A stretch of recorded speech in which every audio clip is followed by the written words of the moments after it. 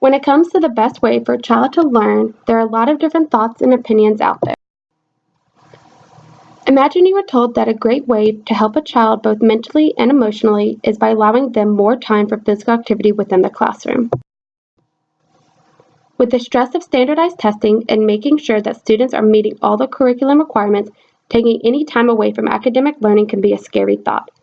Some people may believe that students need to focus on the academic contents for as much time as possible, and it would be a waste to make time in the busy day to increase their physical activity levels. But by doing so, we may actually be helping our students. It is no secret that physical activity is important. Physical activity plays a crucial role in helping children to develop healthy lifestyles and in fighting against childhood obesity. While there are many benefits from physical activity on the body, there is also a multitude of benefits from physical activity. I know that children can learn social skills from many different activities. Being up and out of their desks helps children by giving their brains a short break, increasing the oxygen flow throughout their body, and helping them to stay alert and focused. I know that by modeling a good health and encouraging students to be active, children have a better chance of growing up and leading healthy lifestyles. I first became interested in this topic a few semesters back when I took a course at Texas State University over health in the elementary school. During this course, we learned about the current lack of physical activity in the school systems and how changing this and incorporating more movement and activity for students could help them in all aspects, mentally, socially, and emotionally. My interest in this topic has only grown from there as I have spent more time in different elementary school classrooms and even from what I've seen in my brother's life and in my own. As I spend time in the classrooms, I see just how little the students are encouraged to move while they learn. They spend hours just sitting in their desk. This topic is important to me because it is something that can greatly improve a child's life. It is real for me because in less than a year, I will be a teacher and have my own classroom, and I will be empowered to implement more physical activities into my lessons, and I will be able to be a voice for my team and the other educators at the school. It is an important topic because this is not an issue that can be changed without action. Encouraging children to be more active and finding ways to help them to do so is important. Children deserve to have good role models of health. Some people think that the schools are not the place for students to be physically active, but students spend a good majority of their time at schools, so why not find a way to include physical activity into the daily routines? Some people believe that it is the job of the teacher to fill students' head with knowledge and to teach them just the academics. Yet in reality, a teacher is so much more than that.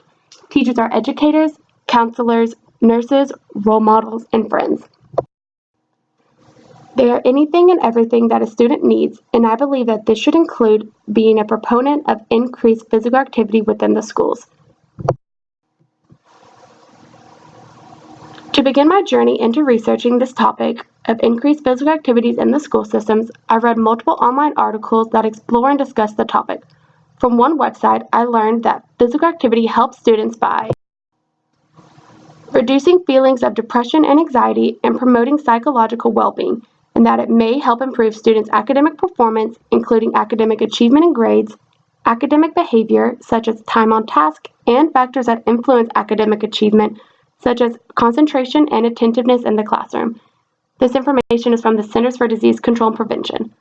From another source, I learned that according to Spark author John Radley, MD, we should think of exercise as medication. We know that exercise helps with executive functions like sequencing, memory, and prioritizing, which contribute to necessary skills for success in school and life. Put simply, physical activity in school primes the brain for learning. Physical activity produces endorphins, chemicals in the brain that regulate mood, pleasure, and pain. An elevated mood can contribute to an I can do it attitude, which goes a long way as students approach new tasks as challenges, not obstacles. This information is from Boston Meyer. Lastly, from the third online article, I learned that recently a teacher in Canada decided to test what the effect exercise had on her students.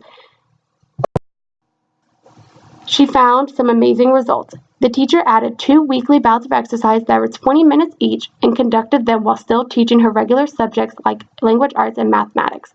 At the end of the 4-week trial, the teacher found that every single student went up a full letter grade in reading and in math. This information is from Fitness Blender. This information goes to show that students need physical activity. Incorporating movement and exercise into the daily routines will only benefit the students. During my research, I interviewed a current elementary school teacher who has almost 22 years working in the field.